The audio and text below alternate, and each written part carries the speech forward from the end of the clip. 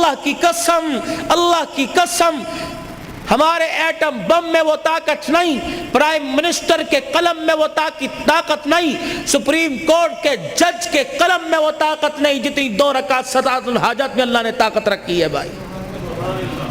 جب کوئی مسئلہ درپیش ہو، گھر سے قدم نکالنے سے پہلے وضو کرو، 2 رکعت صلاۃ الحاجت، پھر اس کے بعد اللہ توفیق دے سورہ یاسین پڑھ لو، نہیں پڑھنی آتی اللہ سے دعا کرو، اللہ یہ کام ہو نہیں رہا، میں نے تیرے پہ چھوڑ دیا ہے، پڑھے تو صحیح۔ ظہر کی نماز کے بعد، مغرب کی نماز کے بعد، عشاء کی نماز کے بعد 2 رکعت صلاۃ الحاجت معمول بنا لو، پڑھو 2 رکعت صلاۃ الحاجت۔ صحابہ اکرام نے پڑھی، فرمایا سوار ہو اور اللہ کا نام لے کے دریا کے اندر گھوڑے دوڑا دو، گھوڑے کے قدموں سے ایسی آواز آ رہی تھی جیسے روڈ پر سے آواز آتی ہو۔ ایک صحابی کا جب آپ دریا عبور کر لیا تو ایک صحابی کی آنکھوں میں آنسو دیکھے، کیوں رویا؟ کہ میرا لکڑی کا پیالہ تھا، یہ سواری گھوڑا چلتا چلتا دوڑ رہا تھا اور میرا پیالہ لکڑی کا دریا میں گر گیا۔ انہوں نے کہا اور پیالے پہ رو رہے؟ کہ بات پیالے کی نہیں، اصل بات یہ ہے کہ پیالہ وہ تھا جس میں کئی مرتبہ رسول اللہ صلی اللہ علیہ وسلم نے ہونٹ لگا کے پیا تھا، اور یہ حضور نے مجھے تحفہ دیا تھا، مجھے میرا پیالہ چاہیے۔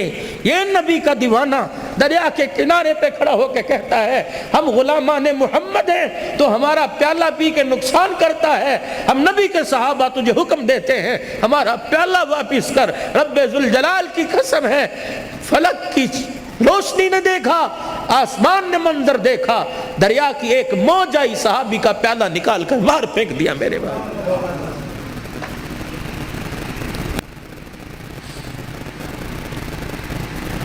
اللہ نے اس امت کو خیر امت بنایا، کوئی وجہ تو ہوگی بھائی، مال کی وجہ سے، خوبصورتی کی وجہ، کس وجہ سے اللہ نے اسے خیر امت بنایا؟ تأمرون بالمعروف وتنہون عن المنکر، تم لوگوں کے لیے ہو، اپنی ذات کے لیے نہیں ہو۔ جیسے تمہارا نبی لوگوں کے لیے بچ گیا، لوگوں کے لیے مٹ گیا، نہ جس نے دن دیکھا نہ رات، نہ بھوک دیکھی نہ کپڑا دیکھا، جس نے دکھوں میں آنکھ کھولی، پیدا ہوا تو باپ کوئی نہیں، ماں بچپن میں چھوڑ کے چلی گئی، دادا ہاں۔ مدینے کے اندر صحابہ اکرام بیٹھے کہ یا رسول اللہ جب فتح مکہ ہوا ہم نے دیکھا آپ مکے کی گلیوں میں نکل گئے، کبھی دیواروں کو ہاتھ لگا کے رو رہے تھے، کبھی ایک دروازے پہ کھڑے ہو کے رو رہے تھے، کبھی آپ مکے کی گلی میں ادھر سے ادھر جا رہے تھے، کملی والے کیا چیز تلاش کر رہے تھے؟ او ہو ترکی کپڑے کا خیمہ تھا، اس خیمے میں بیٹھ کے جو میرا نبی رویا ہے۔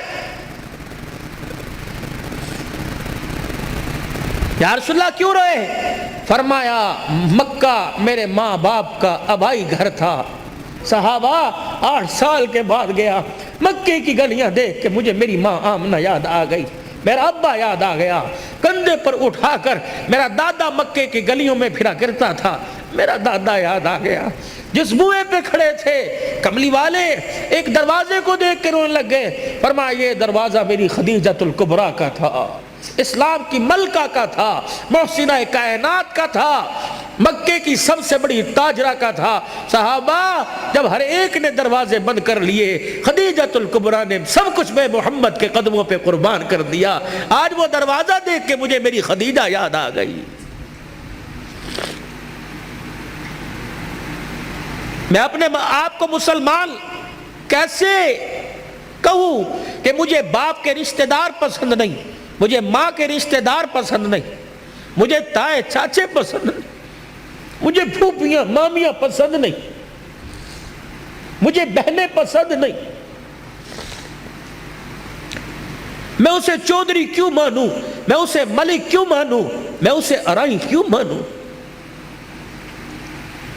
جس نے تقسیم جائیداد کے وقت بیٹوں کو یاد رکھا، بیٹی کو یاد ہی نہیں رکھا۔ تو لاکھ قبر پہ گلاب کے پھول ڈال، تو لاکھ روزانہ ہر سال 10 محرم کو قبر کی لپائی کر، لیکن اللہ کی قسم بیٹی کو حصہ نہیں دیا۔ گھر کی مفلسی اور گھر کے حالات پتلے دیکھ کر جب بیٹی کے گھر کا میٹر بجلی کا بل زیادہ آنے پر بجلی کٹے گی، گیس کا کنیکشن کٹے گا، جب ماں سے بچے روٹی مانگیں گے اور ماں دوپٹے میں منہ دے کے روئے گی، تو کیا اللہ تجھے قبر میں سکون کی کروٹیں دے گا؟ نہیں نہیں. بیٹیوں کو حصہ دو. بہت سخت پکڑ ہے. قیامت کا دن ہوگا، اللہ پوری روح زمین کو لوہے کی بنائیں گے، پھر جہنم میں اسے جہاں تک اس کی مرضی اس کو گرم کیا جائے گا، پھر اس پوری زمین میں سوراخ کر کے ایک جہنم کی زنجیر اس میں ڈالے گا. اللہ فرمائیں گے لاؤ جس نے دنیا میں بیٹی کو حصہ نہیں دیا، یہ زمین کی سلیٹ اس کے گلے کے اندر ڈال دو اور درے مار مار کے پورے میدان معاشر کا چکر لگاؤ. لوگ پوچھے یہ کون ہے؟ کہ یہ وہ ظالم ہے جس نے تقسیم وراثت جائیداد کے وقت اپنی بیٹیوں کو یاد نہیں رکھا تھا. اچھا مجھے ایمانداری سے بتلاؤ، بیٹیوں کو حصہ نہ دینے پر تمہاری کون سی صحت میں اضافہ ہوتا ہے؟ بیٹے کون سا تمہیں سونے کے چمچے سے منہ میں تمہارے خوراک ڈالتے ہیں؟ اور یاد رکھنا مرنے کے بعد بیٹے، اللہ ان کو زندگیاں دے، بیٹے جائیداد کے وارث ہوتے ہیں، لیکن بیٹیاں جب تک زندگی ہے باپ کی چرپائی کی وارث ہوتی ہیں. نہیں بھولتیاں، کمیٹیاں ڈال ڈال کے باپ کا ختم کروائیں گی. اپنے خامد سے مانگ مانگ کر پیسے جوڑ جوڑ کے جا مسیتے مٹھائی دیا، مولوی صاحب نو کہیں میرے ابو نو سال ہو گیا دعا کر دیں.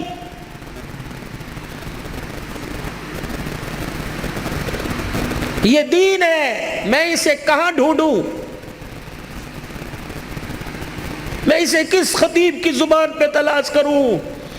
کس مورخ کی تاریخ میں تلاش کروں؟ کون سے فسانے اور کون سے ناول میں اور کون سے سنڈے میگزین اور ایکسپریس اور نوائے وقت اخبار میں تلاش کروں؟ یا معاذ، میں تجھے دین کا خلاصہ نہ بتلا دوں؟ نماز اپنی جگہ، روزہ اپنی جگہ، حج زکوٰۃ یہ ارکان اسلام ہے، بنیاد اسلام کی ہے، میں تجھے دین کا خلاصہ نہ بتا دوں؟ کہ جی یا رسول اللہ. اپنی زبان مبارک اپنے ہونٹوں سے باہر نکالی اور اپنی انگوٹھے اور انگلی سے پکڑی، فرمایا کف ھذا، اسے قابو میں رکھیو. اے معاذ، قابو میں رکھنا. کسی نے گالی دے دی، کسی نے بدتمیزی کر دی، اس کی بدتمیزی پر تو مسکرا دیا، قیامت کے دن تہجد گزار پیچھے کھڑے ہوں گے، تو آگے کھڑا ہوگا.